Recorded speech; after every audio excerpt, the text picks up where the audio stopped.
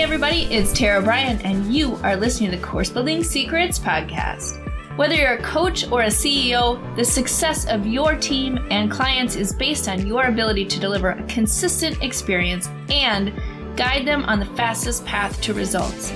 This podcast will give you practical, real-life tips that you can use today to build your online experiences that get results and create raving fans. Why? So you can monetize your expertise and serve more people without adding more time or team to your business.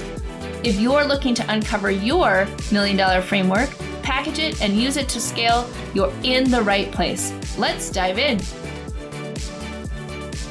Hey everybody, welcome to the Course Building Secrets podcast. I am so thrilled to introduce Sherri Coffelt today, and welcome to the show. I am so happy to have you here. Just to get us started, tell us a little bit about who you are, what your experience is, and what brings you here today. I would love to do that. And first of all, thank you for having me be here. I'm excited about our conversation. So I have been in this crazy, topsy-turvy world of coaching and consulting for over 20 years. It's hard to say that out loud. And I absolutely love it. I love supporting women to share their gift and do it in a way that it gives them that freedom and flexibility. It's why most of us started our business, right? And gives them that freedom and flexibility to live their bucket list now and take their business with you.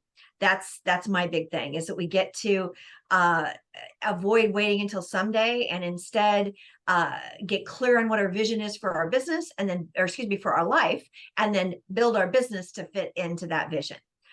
So that's what I do all the time. I love supporting my clients to build a virtual business, because then of course it gives you more flexibility, right?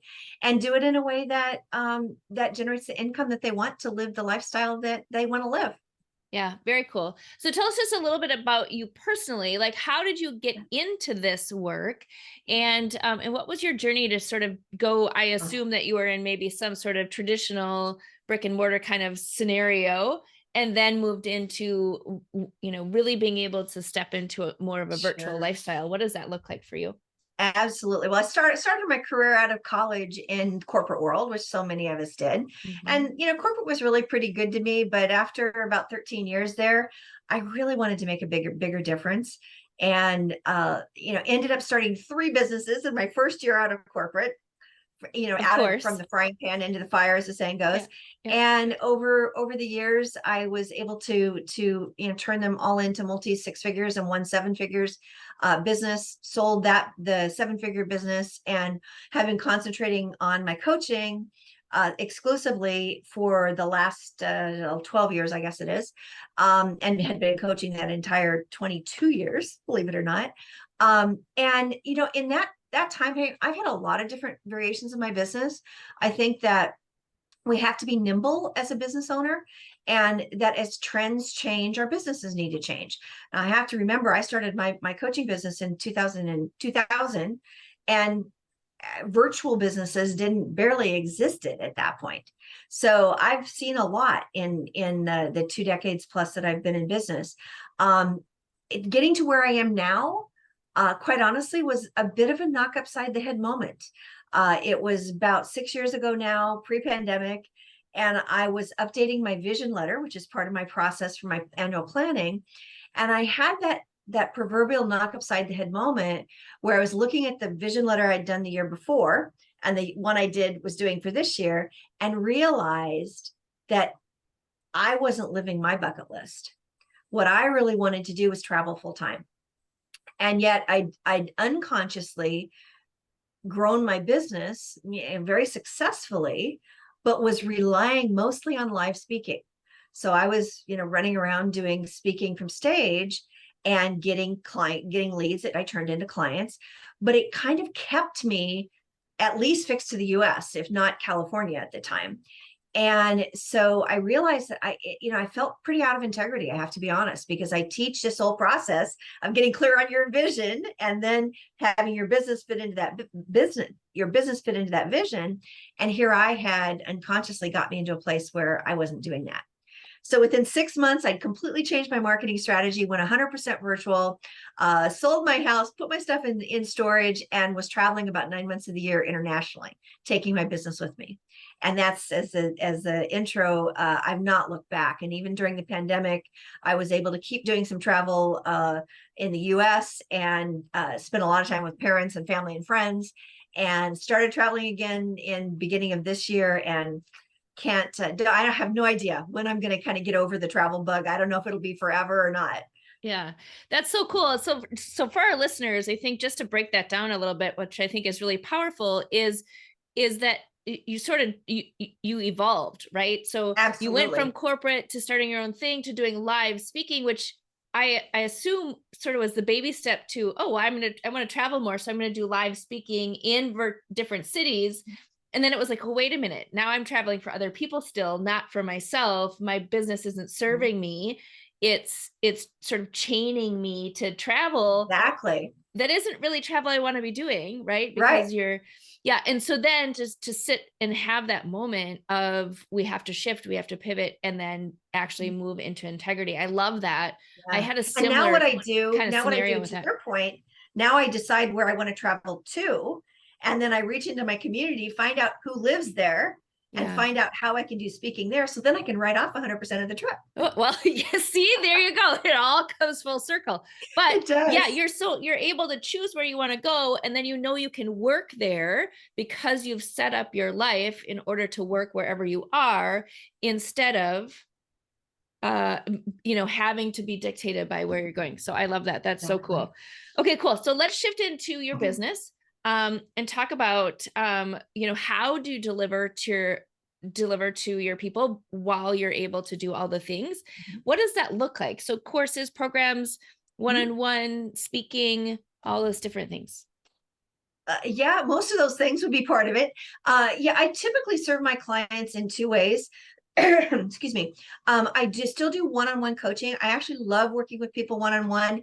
And I do believe that the fastest path to success is typically one-on-one coaching, when you can really go deep and have someone that's kind of hooking arms with you and with you step by step during the process.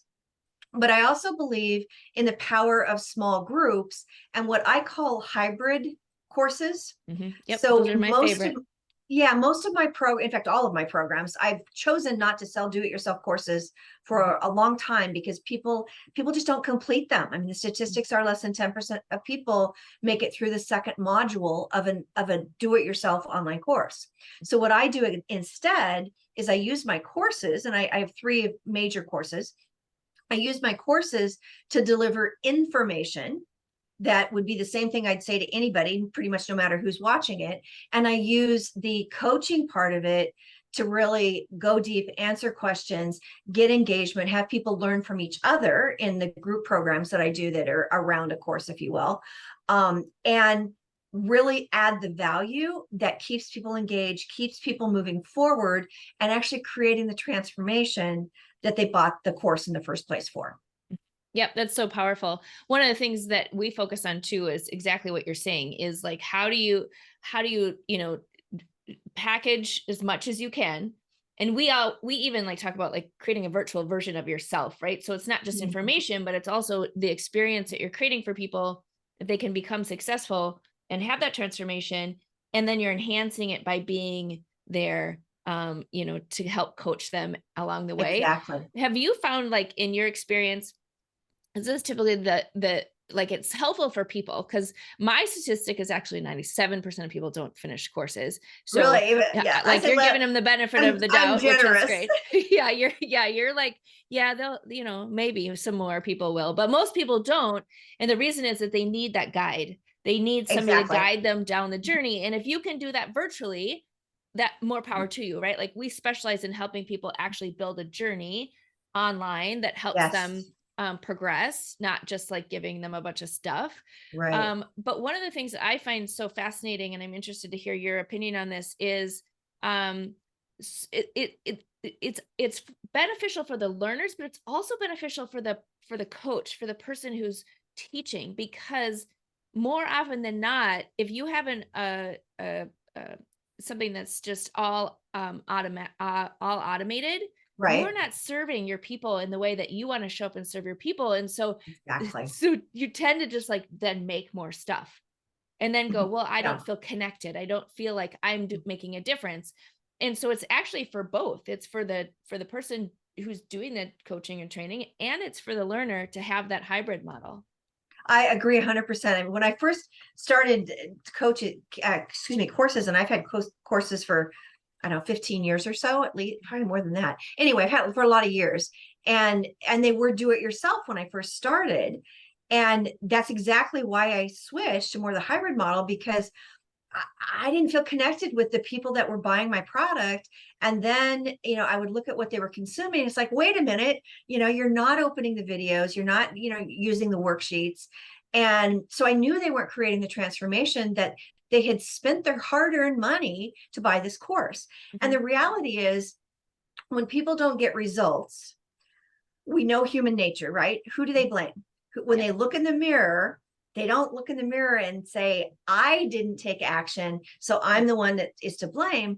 Too often they actually blame who sold them the course. Yep. And And there's a so little that's another responsibility reason. there, right? Like there's Yeah, a little responsibility there from us to say, there like, is. how do we help Yeah. somebody get there? But yes, you're 100% right. And then do you find that like when you first were doing it that way, then you would just like poke in and like check in and like do all these Oh extra yeah. little things anyway because you're Which like, I takes don't even more of your energy, because right. it's from a frustrated, almost Wait, anxious just energy, checking right? in. How's it Yeah, going? And they're like, exactly. what? Yeah.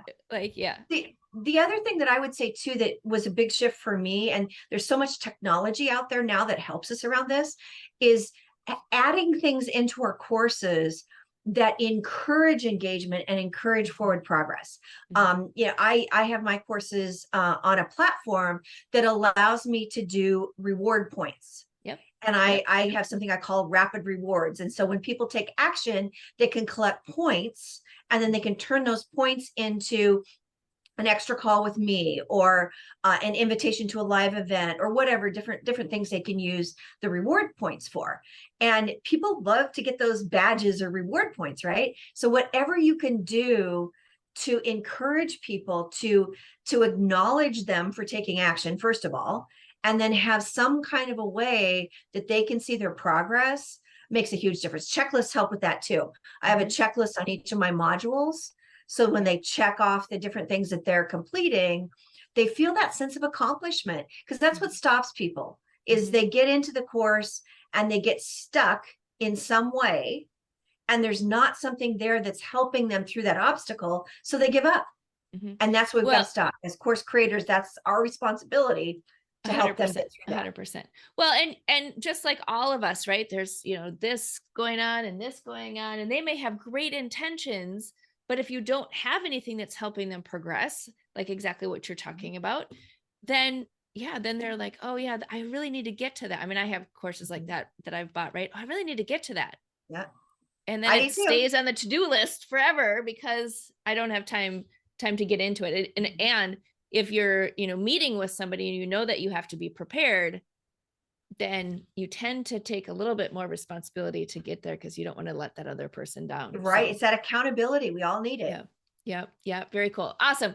Okay, cool. So I have two questions for you. What would be, the first one is like, give us a tip, something that you see all the time that if only people would do that, then their course or their program would be so much better. Oh, if only people would do that. The reward system that I talked about would probably be one of them, making sure that they have some way to acknowledge people for making forward progress. And I think the second one we haven't talked about would be creating a sense of community. One of the things people like about group programs is that they don't feel like they're alone. And creating that group dynamic, people can learn so much from the questions other people ask, giving them that space to feel comfortable and confident that it's a safe space that they can ask any question and that they can learn from each other. It's just invaluable in terms of creating that forward momentum. Yep, for sure. Awesome. Okay. And then, so if somebody's first starting out, okay, this is a two-parter. So if somebody's first starting out, like, how do you help them figure out like what to teach and what they should be doing in their course? That's the first part of the question. The second part of the question is, when should somebody start a course? Mhm. Great questions. So what the approach I take in my business is I use what I call creating your genius roadmap. And your genius roadmap is simply a way for you to take out of your head onto at least virtual piece of paper, how you support your clients in solving the problem and creating the transformation that you promise them. So whatever your promise is, think of that as the end of the roadmap, if you will, the end of the road. And you getting clarity on what are the literal steps, if it's more of a sequential process, or what are the pillars of success, if it's not necessarily sequential, that make you unique in how you help people get to a specific end result. And the reality is we all have a process, whether or not we realize it. And I typically go through a process with clients where you're asking a lot of questions. It's like, think about your favorite client. What did you do with them first? And just having them get out of their head how they did work with that client to create that transformation. And when you do that for 2 or 3 one-on-one clients, or even in a group, how you work with them, you can get pretty clear on that. So that's the first thing. Then in terms of where you start, once you have that genius roadmap laid out, the approach I take is, now, where along that genius roadmap do you want to focus first on helping your clients create success? Are you wanting to create a course or a program, let's say, because we've kind of talked about the hybrid approach. Do you want to create a program where you help people get from A to Z on that entire genius roadmap? Or do you want to focus in first on a particular stop or pillar, if you're not in a sequential approach, on that genius roadmap? My genius roadmap is 5 steps, is fairly sequential. Most of my work focuses on the first 3 steps. And I do have, some go into the 4th and 5th step, but I really love to focus more on the first 3 steps, which are kind of pretty much from startup to multi 6 figures in your business. I have VIP clients I work with on leverage and scale, which are my 4th and 5th steps. But for the most part, I focus on those first 3 steps. Either is perfectly fine. But when you get clarity on that, then you know where to go with your program and what you want to include in the course in order to deliver on that promise, because the big promise you have for your entire zone of your work, if you will, can be bigger than the promise that you solve in a particular online course. Does that make sense? Yep. That's great.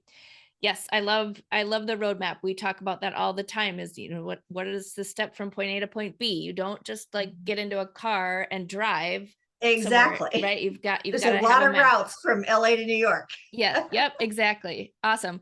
Okay. So then, like, when should somebody get started when they're kind of trying to package their expertise? I think that there's a perception out there that you can just go from, having an idea to packaging your expertise, but tell me a little bit about your philosophy around that, and when is the right time to do that?